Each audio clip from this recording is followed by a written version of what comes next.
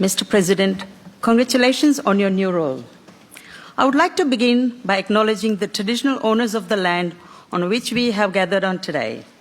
I pay my respects to the elders, past, present, and emerging. I'm honored and humbled to be standing here today before my friends and family who are in the chamber today.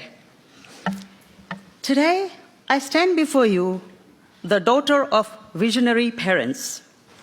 I have been the first in my achievements here. I was the first woman to hold the ministerial advisory role in the Victorian government. I'm the first Indian-born MP to enter the Victorian Parliament.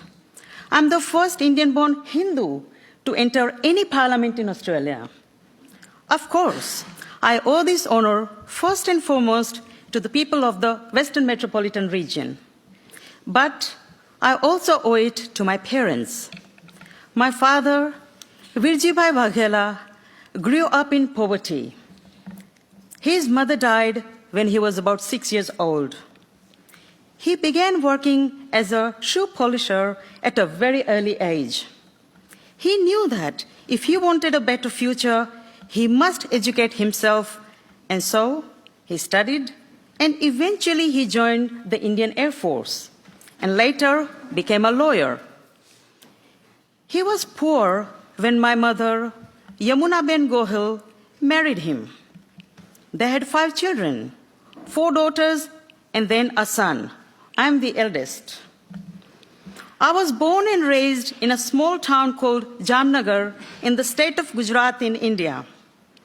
I have yet to meet people who possess the qualities of intelligence, discipline, kindness, honesty, and generosity to the same degree as my parents. Their love and devotion to us, the children, was overwhelming.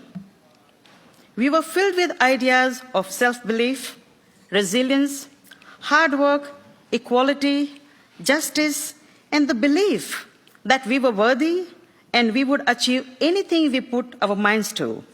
Simply, their mantra was, "Nothing is impossible for us." They were united in the very strong, progressive belief that educating their daughters would lead us to a life of independence and prosperity. Growing up, we daughters were never made to feel inferior because of our gender. We were allowed independence and freedom of self-expression. They sent us to private school and university despite facing financial hardships and for which they had to make many sacrifices in their life. My sister and I were sent to live in St. Xavier's Ladies Hostel in the capital city of Gujarat, Ahmedabad, where we stayed until we finished our undergraduate degree.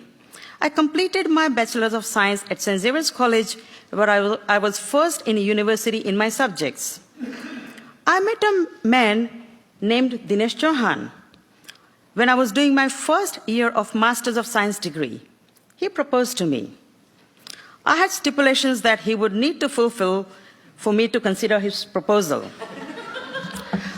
One of my conditions was that he must let me continue my studies after marriage.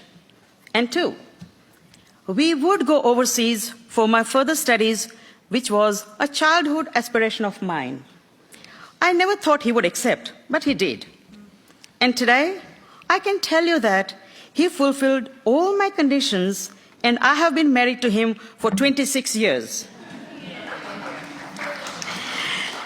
As I have been the beneficiary of the belief in gender equality, my heart fills with joy when I see that our cabinet is comprised of 50% women. As our population is 50% women, so must be our governance and our workforce. After marriage, I did complete my master's degree and had a daughter whom we named Aishwarya. My ambition to study overseas did not subside after becoming a wife or a mother. I came to Australia as an international student to study a Master's of Applied Science at RMIT in 1998. My husband Dinesh Chauhan also came with me on a spouse visa, and we left my daughter, aged 3.5, in the care of my parents. We thought that my further studies from a Western country would bring us more job opportunities in India, which will help us in providing a good education to my daughter. Initially, life in Australia was very difficult for us. My studies included full days in the laboratory from Monday to Friday and left me little time to do casual work as a waitress in the evenings. I could not find a job in my field as I was either overqualified or I didn't have a local experience. My husband worked odd hours as a taxi driver. Eventually, I got a casual job working evening or night shifts as a laboratory assistant at the Northern Hospital. This was followed by an opportunity to work as a medical scientist in the same hospital. Once I finished my studies, we decided to stay in Australia. I applied for my permanent residency in Australia. Soon after that, I landed a full-time